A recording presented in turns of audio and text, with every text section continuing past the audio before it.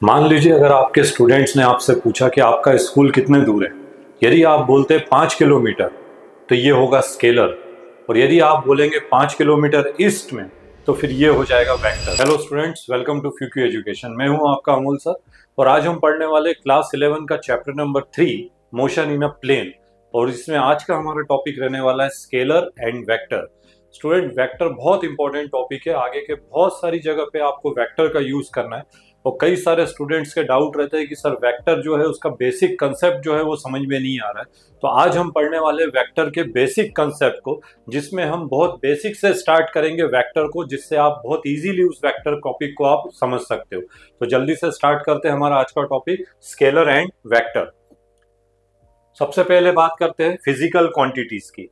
तो अगर हम फिजिकल क्वांटिटी की बात करें तो स्टूडेंट, हमारा जो प्रीवियस वीडियो था उसमें हमने आपको बताया था कि फिजिकल क्वांटिटी क्या होती है, विच कैन बी मेजर, जिसको हम मेजर कर सकते हैं। ठीक है, उसको हमने दो कैटेगरीज में डिवाइड किया हुआ था। फर्स्ट था फंडामेंटल क्वांटिटी एंड सेकंड था डिराइव क्वांटिटी। फंडामेंटल क्वांटिटी क्या थी, विच आर कंप्लीटली इंडिपेंडेंट, और डिराइव क्या थी, जो फंडामेंटल से फॉर्म होती है। तो वो एक क्लासिफिकेशन था किसका, फिजिकल क्वांटिटीज का। ठीक है, इस चैप्टर में फिजिकल क्वांटिटी को अगेन दो पार्ट्स में हमने डिवाइड किया हुआ है। First is scalar quantity and second is vector quantity. तो जो फिजिकल क्वांटिटी है, फिजिक्स में हम पढ़ क्या रहे हैं, फिजिकल क्वांटिटीज को स्टडी कर रहे हैं, और फिजिकल क्वांटिटी को यहाँ पे फिर से दो कैटेगरीज में डिवाइड किया हुआ है, स्केलर एंड वेक्टर। तो सबसे पहले देखते हैं कि स्केलर क्वांटिटी क्या होती है। तो those physical quantity which possess the magnitude only but have no direction are called scalar quantity. ठीक है ना, इसका मतलब क्या हुआ कि जिसमें केवल मैग्नीट्यूड होता है, डायरेक्शन नहीं होता। डायरेक्शन की हमें जरूरत नहीं पड़ती, हमारा काम मैग्नीट्यूड से ही हो जाता है। एक एग्जांपल लेके, अगर आप मान लो कि मार्केट में गए और मार्केट में आपको आलू खरीदना है, तो अब आलू वाले से क्या बोलेंगे, 5 किलो आलू देना। तो ये जो 5 kg आपने वर्ड यूज किया हुआ है, 5 kg, ठीक है ना, ये क्या होता है, मैग्नीट्यूड होता है। ठीक है, आपने उसको केवल मैग्नीट्यूड बताया, वो समझ गया आपकी बात, उसने 5 kg आलू आपको दे दिए। ठीक है, तो ये जो मैग्नीट्यूड बताने से जहां काम हो जाता है उसको बोला जाता है स्केलर क्वांटिटी। ठीक है ना, तो कई जगह पे हम देखते हैं, if we say the mass of a sphere is 4 kg then the statement is complete in itself. ठीक है ना, अगर किसी का मास बताना है तो हमने बोल दिया कि इसका मास कितना है, 4 kg है, तो हमारा जो स्टेटमेंट है वो क्या हो गया, कंप्लीट हो गया। ठीक है, तो इस तरीके की जो क्वांटिटीज होती है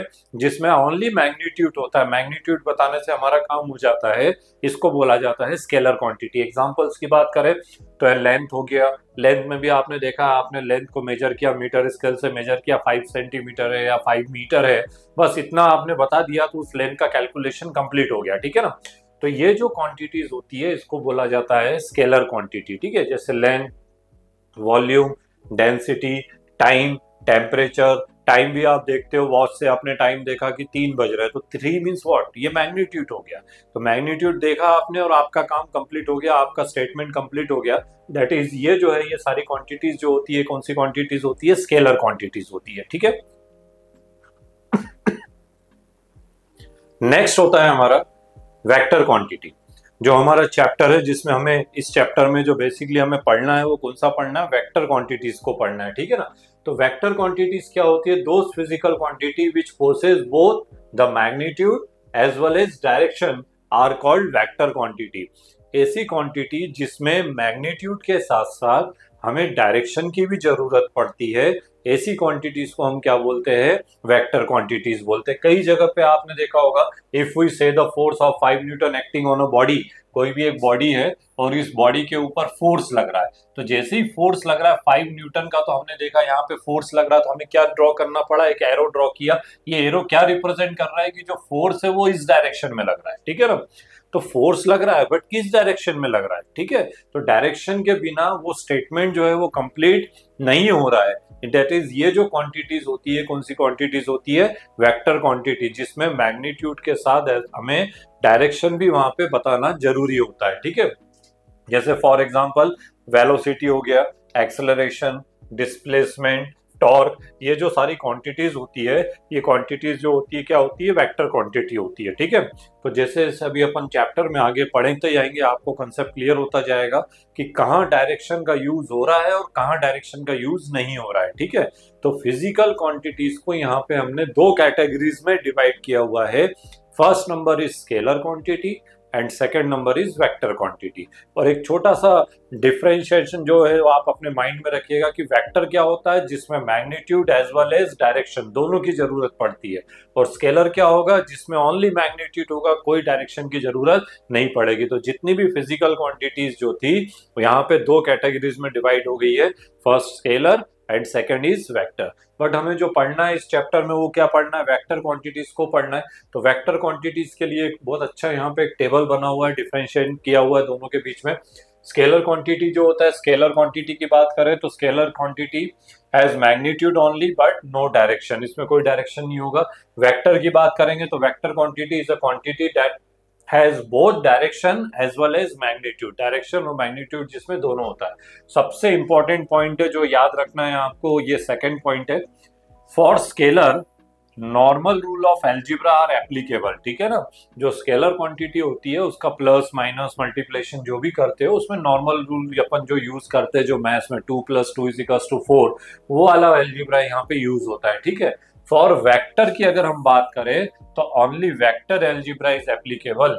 इसमें प्लस माइनस मल्टीप्लिकेशन अगर आपको करना है वेक्टर क्वांटिटी को तो नॉर्मल रूल से उसको नहीं किया जाता है, इसके लिए एक अलग मेथड होती है और उसको बोला जाता है वेक्टर एल्जिब्रा, जिसको हम इस चैप्टर में स्टडी करने वाले हैं। ठीक है, कि वेक्टर को कैसे ऐड किया जाता है, कैसे मल्टीप्लाई किया जाता है, वो हम इस चैप्टर में स्टडी करेंगे। ठीक है ना, नेक्स्ट होता है कि scalar quantity can change in terms और in magnitude only. Scalar quantity में कुछ भी चेंज हो रहा है तो काय में होगा, मैग्नीट्यूड में होगा। Vector quantity can change in terms of either magnitude और इट्स डायरेक्शन ऑफ एप्लीकेशन। ठीक है ना, नेक्स्ट जो नेक्स्ट वाला भी बहुत इंपॉर्टेंट टर्म्स है कि the resultant of two scalar is always be a scalar quantity. ठीक है ना, अगर हम रिजल्टेंट निकालेंगे, दो स्केलर का रिजल्टेंट निकालेंगे, अभी हम कैलकुलेशन करेंगे, उस पर बहुत सारे न्यूमेरिकल्स हमें करना है।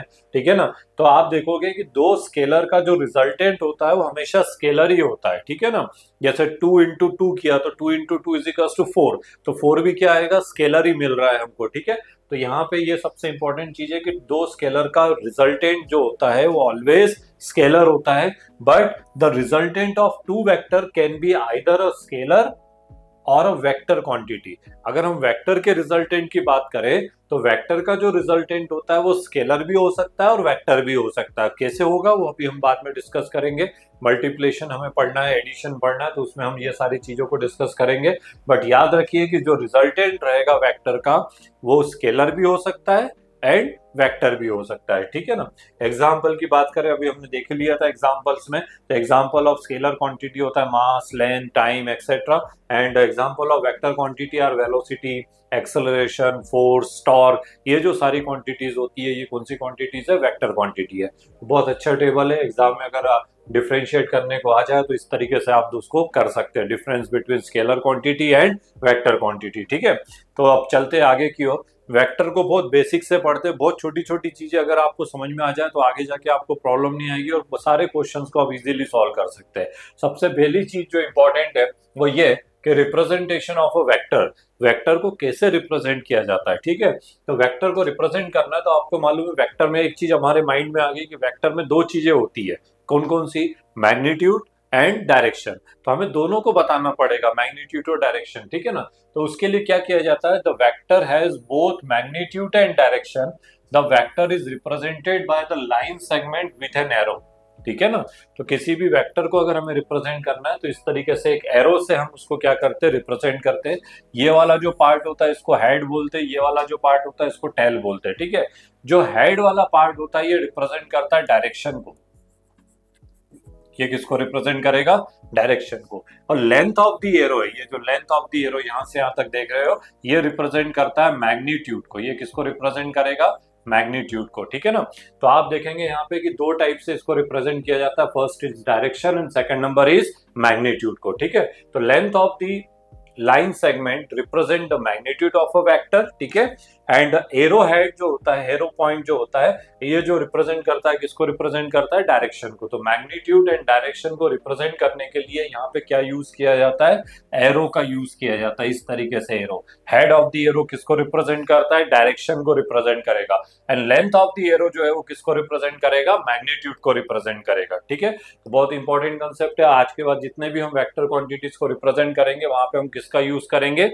एरो का यूज करेंगे। ठीक है, नेक्स्ट है हमारा नोटेशन ऑफ अ वेक्टर। ठीक है, नोटेशन ऑफ अ वेक्टर में सबसे इंपॉर्टेंट चीज होती है कि जब भी हम किसी भी वेक्टर क्वांटिटी को रिप्रेजेंट करना है तो उसमें एरो, तो हमने बताया कि एरो जो लेंथ है वो किसको रिप्रेजेंट कर रहा है, मैग्नीट्यूड को, हेड जो है किसको रिप्रेजेंट कर रहा है, डायरेक्शन को। अब अगर हमें वेक्टर को रिप्रेजेंट करना है किसी भी क्वांटिटी को, अगर जैसे फोर्स है तो फोर्स को लिखना है तो सिंपल इंग्लिश के अल्फाबेट्स का यूज किया जाता है और उसके ऊपर इस तरीके से एरो का साइन रिप्रेजेंट किया जाता है। ठीक है ना, जैसे वेलोसिटी है तो velocity is a vector quantity, तो उसके ऊपर एरो दिखाएंगे। तो आज के बाद आपको जहां भी किसी भी अल्फाबेट के ऊपर अगर एरो लगा हुआ मिल जाए तो आप समझ जाइए कि वो कौन सी क्वांटिटी है, वेक्टर क्वांटिटी है। ठीक है, नेक्स्ट होता है magnitude of a vector. Positive number representing the magnitude of a vector is called modulus. Modulus को शॉर्ट में मॉड भी बोला जाता है और मॉड के लिए आप देख रहे हो इस तरीके से डबल लाइन का यूज किया जाता है। ये डबल लाइन है और इसके अंदर कोई भी वेक्टर क्वांटिटी को रिप्रेजेंट किया जाता है। स्टूडेंट, मॉड्यूलस का मतलब होता है कि इसके अंदर जो भी क्वांटिटी होगी उसकी जो वैल्यू होगी वो कैसी हो जाएगी, पॉजिटिव होगी। ठीक है, पॉजिटिव कैसी होगी, इसका फॉर्मूला भी हम डिराइव करेंगे, उसको हम कैलकुलेट करेंगे, न्यूमेरिकल्स में भी देखेंगे। तो आगे के टॉपिक्स जब हम डिस्कस करेंगे उस समय आपको ये कंसेप्ट क्लियर हो जाएगा कि मॉडुलस के अंदर वैल्यू पॉजिटिव कैसे होती है। ठीक है, बट अभी आप याद रखिए कि मॉडुलस ऑफ वेक्टर अगर कहीं आ जाए, मोड वेक्टर, तो इसका मतलब होता है कि vector is always a positive number. उसके अंदर जो भी वेक्टर होगा वो कैसा रहेगा, पॉजिटिव में रहेगा, पॉजिटिव नंबर रहेगा। जैसे फॉर एग्जाम्पल अगर आप इसके अंदर जैसे -5 भी लिखा है तो इसकी जो वैल्यू होगी वो किसके इक्वल हो जाएगी, 5 के इक्वल हो जाएगी। ठीक है, तो दो लाइंस के बीच में इस तरीके से इसको रिप्रेजेंट किया जाता है और इसको बोला जाता है मॉडुलस और मोड ए। ठीक है ना, अगर ये दो लाइंस के बीच में ए लिखा है तो इसको अपन क्या बोलेंगे, मॉड ए और मॉडुलस ऑफ ए। ठीक है, और इसकी वैल्यू ऑलवेज कैसी रहेगी, पॉजिटिव रहेगी। ठीक है, तो दोनों पॉइंट्स आपको समझ में आ गए होंगे। पहला है नोटेशन ऑफ वेक्टर, किसी भी क्वांटिटी को अगर हमें रिप्रेजेंट करना है, जैसे वेलोसिटी है, फोर्स है और ये वेक्टर क्वांटिटी है, तो आज के बाद उसको इंग्लिश के अल्फाबेट से रिप्रेजेंट करेंगे और साथ में एरो का साइन वहां पे लगाएंगे। ठीक है, सेकंड नंबर क्या पढ़ा, modulus of vector. Modulus of vector को हमेशा दो पैरेलल लाइंस के बीच में लिखा जाता है। ठीक है, और इसका मीनिंग होता है कि इसके अंदर जो भी वैल्यू रहेगी वो कैसी रहेगी, पॉजिटिव। पॉजिटिव वाली तो पॉजिटिव रहेगी, नेगेटिव वैल्यू भी अगर होती है तो वो उसकी वैल्यू कैसी हो जाती है, पॉजिटिव हो जाती है। ठीक है, कैसा होगा वो अभी हम बाद में इसके बारे में डिस्कस करेंगे। ठीक है, नेक्स्ट है टाइप्स ऑफ वेक्टर। अब हमें वेक्टर के डिफरेंट टाइप्स को स्टडी करना है और ये सारे टाइप्स बहुत इंपॉर्टेंट है, इसको एक एक करके आप स्टडी करिएगा तो आगे के टॉपिक्स जो है वो आपको बहुत अच्छे से समझ में आ जाएंगे।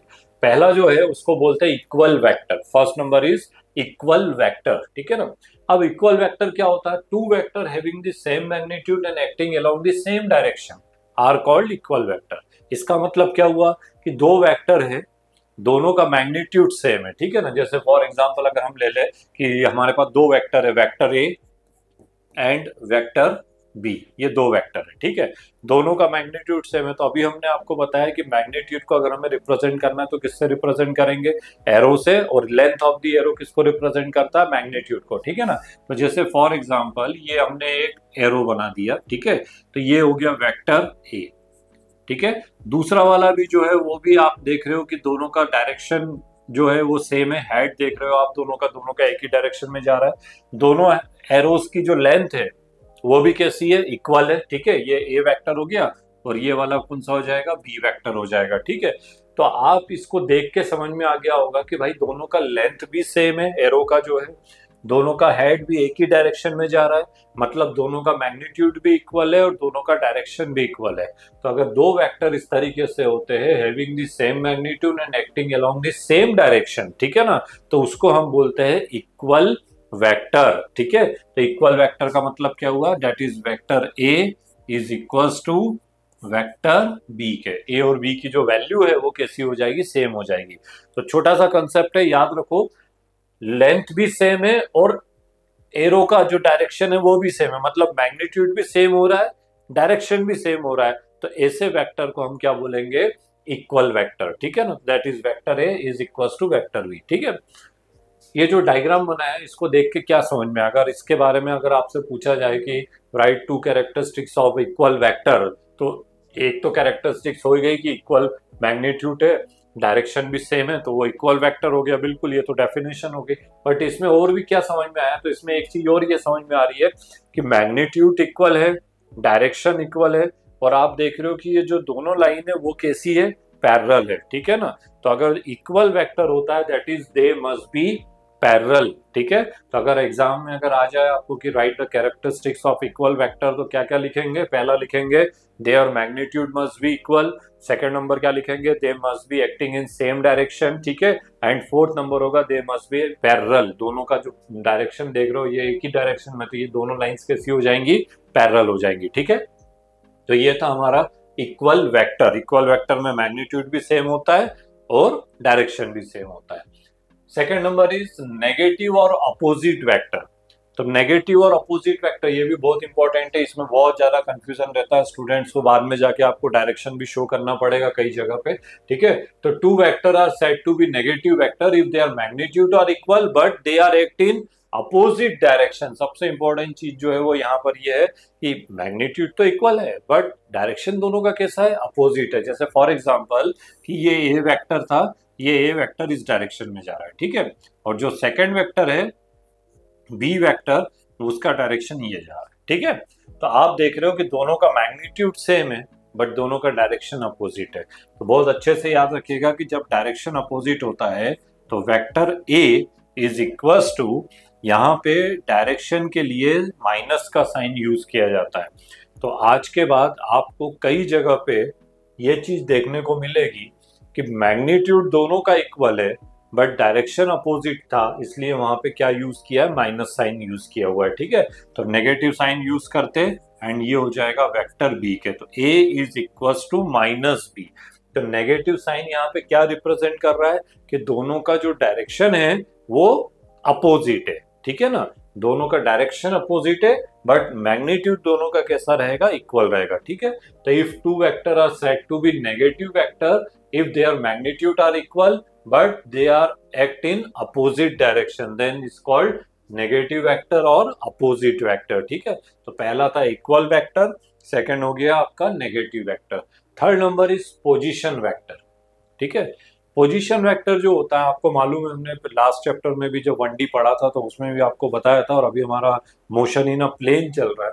तो मोशन इन अ प्लेन का मतलब हमने आपको बताया था कि motion in a plane means कितने एक्सिस को कवर कर रहा है, टू एक्सिस को, टू डायमेंशनल मोशन होता है, ठीक है ना। मोशन को थ्री कैटेगरीज में डिवाइड किया हुआ है, one dimensional motion, to dimensional motion and three dimensional motion. One dimensional motion जो हमारा प्रीवियस वीडियो था, प्रीवियस चैप्टर था, उसमें हमने स्टडी किया था वन डायमेंशनल को, ठीक है। इस वाले में हमें स्टडी करना है टू डायमेंशनल मोशन को। टू डायमेंशनल मोशन का मतलब होता है कि जिसमें ऑब्जेक्ट जो होता है वो दो एक्सिस को कवर करता है, ठीक है ना, जैसे X axis and Y axis, ठीक है। और O means what, origin, O क्या है, ओरिजिन, ठीक है। तो पोजीशन वेक्टर जो होता है वो ये बताता है कि ओरिजिन से उस टाइम इंस्टेंट पे आपकी पोजीशन क्या है, ये आपको रिप्रेजेंट करेगा कौन, पोजीशन वेक्टर, ठीक है ना। तो what is position vector, that vector is called position vector which give the position of the particle with respect to origin. Origin के रिस्पेक्ट में वो आपकी पोजीशन को बताता है। जैसे फॉर एग्जांपल अब सिंपल वे में अगर हम समझे कि ओरिजिन जो है वो आपका घर है, और घर से चले और आप स्कूल गए, तो जो स्कूल की पोजीशन थी, ये स्कूल है आपका, यहाँ पे हो आप, तो आप घर पे थे, घर से कहाँ गए, स्कूल गए, तो ये जो डिस्टेंस है, ये जो आपको दिख रहा है, ये पी हमने जो रिप्रेजेंट किया हुआ है ओपी, ये जो होता है इसको बोलते हैं position vector, is called position vector. And position vector को रिप्रेजेंट करेंगे काय से, आर से, ठीक है। तो आर इज पोजीशन वेक्टर, इसको हम ऐसा भी लिख सकते हैं OP vector is equals to R, ठीक है। तो आर जो रहता है वो किसके रिस्पेक्ट में हमें बताता है, ओरिजिन के रिस्पेक्ट में बताएगा कि अभी आपकी जो पोजीशन है वो कौन सी है, पी पॉइंट पे है, ठीक है। तो OP is called position vector, ठीक है। It tells the direction of the position of the particle with respect to origin. Time के रिस्पेक्ट में आप किस समय पे किस पोजीशन में हो वो रिप्रेजेंट करेगा पोजीशन वेक्टर को, ठीक है। तो दो एक्सिस हो रही है हमारे पास, X axis and Y axis, और इसमें आप देख रहे हो कि ओपी जो है वो क्या रिप्रेजेंट कर रहा है, पोजीशन को रिप्रेजेंट कर रहा है, ठीक है। तो ये था हमारा पोजीशन वेक्टर। नेक्स्ट है हमारा डिस्प्लेसमेंट वेक्टर। डिस्प्लेसमेंट का मतलब हमने पहले बताया था कि what is displacement, change in position. जहां भी पोजीशन चेंज होती है उसको हम बोलते हैं डिस्प्लेसमेंट, ठीक है ना। तो जैसे फॉर एग्जांपल ओ से, ओ आपका ओरिजिन है, ओरिजिन से सबसे पहले आप यहाँ पे गए पी पे, ये पी पॉइंट पे गए, ठीक है। तो ये पी पॉइंट पे आपकी पोजीशन थी, तो ये पोजीशन हुआ, एक पॉइंट की जब बात हो रही है तो position, it is denoted bye R1, इसको कैसे रिप्रेजेंट किया R1 से, ठीक है। फिर P से आप कहां पे गए, Q पे गए, एक अनदर पॉइंट था, इस Q पे चले गए, ये Q पॉइंट पे आ गए, ठीक है। तो जब Q पे आ गए तो जो अब आपकी पोजीशन ओरिजिन के रिस्पेक्ट में कितनी हो गई, OQ हो गई, ठीक है। It is denoted bye R2, इसको हम कैसे रिप्रेजेंट करेंगे, R2 से रिप्रेजेंट करेंगे। तो ये तो हुआ पोजीशन वेक्टर जो अभी हमने पहले पढ़ा था, ठीक है ना, कि OP एंड OQ क्या है, पोजीशन वेक्टर। तो OP is equals to R1, it's called position vector, and OQ is equals to R2, ये भी क्या होगा, पोजीशन वेक्टर है, ठीक है। बट हमें पढ़ना क्या, displacement. Displacement means what, change in position. और स्टूडेंट जहां भी चेंज वर्ड आता है, हमने आपको बताया था फाइनल माइनस इनिशियल, ठीक है ना। तो चेंज इन पोजीशन का मतलब आप देखोगे कि ये जो PQ वाला जो पार्ट है, ये PQ जो है ये चेंज इन पोजीशन है, और चेंज को हम कैसे रिप्रेजेंट करेंगे, डेल से, ठीक है ना। तो डेल आर जो रहता है, del R is called change in position, change in position. और change in position is also called क्या बोलेंगे, डिस्प्लेसमेंट, ठीक है। तो डेल आर जो होगा वो क्या होगा, डिस्प्लेसमेंट वेक्टर होगा। तो डिस्प्लेसमेंट वेक्टर डेल आर को हम क्या लिख सकते हैं, del R is equals to, ठीक है। तो डेल आर जो रहेगा डिस्प्लेसमेंट वेक्टर क्या होता है, डिस्प्लेसमेंट में चेंज इन पोजीशन, चेंज का मतलब क्या होता है, फाइनल माइनस इनिशियल। तो फाइनल पोजीशन हमारी कितनी है, R2 है, इनिशियल पोजीशन कितनी है, R1 है, ठीक है। तो हमारे पास डिस्प्लेसमेंट वेक्टर की अगर हम बात करें तो displacement vector del R is equals to हो जाएगा R2 माइनस R1 के, ठीक है। तो इस डायग्राम से आपको कंसेप्ट समझ में आ गया होगा कि पोजीशन वेक्टर क्या है और डिस्प्लेसमेंट वेक्टर क्या है। पोजीशन वेक्टर हमेशा किसके रिस्पेक्ट में कैलकुलेट किया जाता है, ओरिजिन के रिस्पेक्ट में कैलकुलेट किया जाता है, ठीक है। और चेंज इन पोजीशन की अगर हम बात करें तो वहां पे वो होगा displacement vector, it is denoted by del R, and del R is equals to होता है R2 माइनस R1 के, ठीक है। तो ये हो गया हमारा डिस्प्लेसमेंट वेक्टर। नेक्स्ट है हमारा यूनिट वेक्टर। तो यूनिट वेक्टर ये बहुत इंपॉर्टेंट है, जब हम मैग्नीट्यूड से उसका कैलकुलेट करेंगे मल्टीप्लिकेशन में, रिजल्टेंट जब निकालेंगे तो उस समय हमें इसका यूज करना पड़ेगा, किसका, यूनिट वेक्टर का, ठीक है। तो यूनिट वेक्टर क्या होता है, तो a vector having unit magnitude is called unit vector. नाम से समझ में आ रहा है, यूनिट का मतलब 1, यूनिट का मतलब कितना होता है, vector having unit magnitude is called unit vector, ठीक है ना। तो यूनिट मतलब होता क्या है, 1 के इक्वल होता है, ठीक है ना। तो यूनिट वेक्टर मींस जिसका मैग्नीट्यूड 1 है।